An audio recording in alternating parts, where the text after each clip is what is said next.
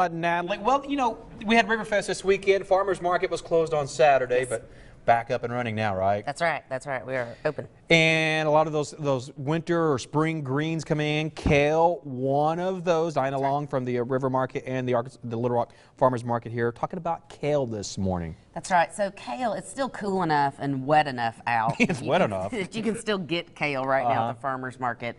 If it were hot and dry, that would already be gone. So I wanted to show you something. Kale is a superfood and it's extremely healthy.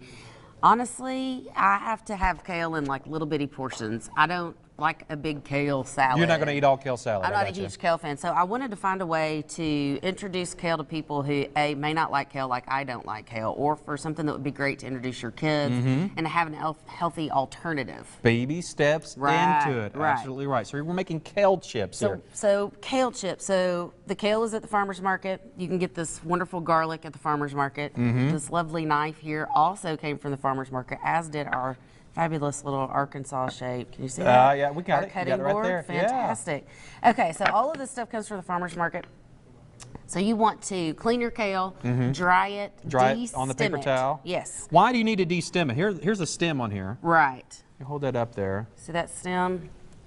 It's very woody, the stem is. And so I turn it upside down and just slice along the stem, and it comes right out.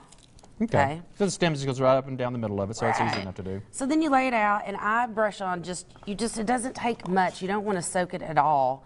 The first thing I do is I like garlic a lot. Now, who doesn't? It's good. Well, I don't know, maybe not everybody does, but I love it. And so I like to just rub a fresh garlic right on, and then I will coat both sides of it with just a little bit of olive oil, sprinkle on just a touch of sea salt, and then you're going to tear them into small pieces. Stick them in a 300-degree oven for 10 minutes, and you have chips. And then you have chips. Just like that. Now, you said a 300-degree oven for 10 minutes. So you need to watch it, too, because you have here two different ones where they cooked at 2 different times or something, 2 different chips. Yeah, and so it's real easy to burn these. You've got to really don't leave the kitchen when it's getting close to your timer going off. So the ones that you really want to eat, you can tell the difference. The bright green is the perfect. Once they've gotten a little bit brown, they're just not nearly, they taste very burnt. So they taste burnt. You got a good burnt taste there. Right, so you may do some experimenting. Just like with anything else, but they're really healthy, they're really good, and they're very light and crispy. I think they should be called crisps instead of chips. Crisp rather than chips, because they're very, very thin, very light. You don't even know you're holding them. And you said it's superfood too, with all kinds of great vitamins and minerals in it. All kinds of great vitamins in it, and these are very, very good. You could dip them in some sriracha sauce if you like that. Ooh, that sounds good. All right, 300 degrees, 10 minutes. Thank you so much, Diana. Get all this there at the farmer's market. You got the kale there. Yep. Absolutely great stuff. I'm going to eat more of these kale chips when we go to break, but it's a great workout, not eating the kale chips.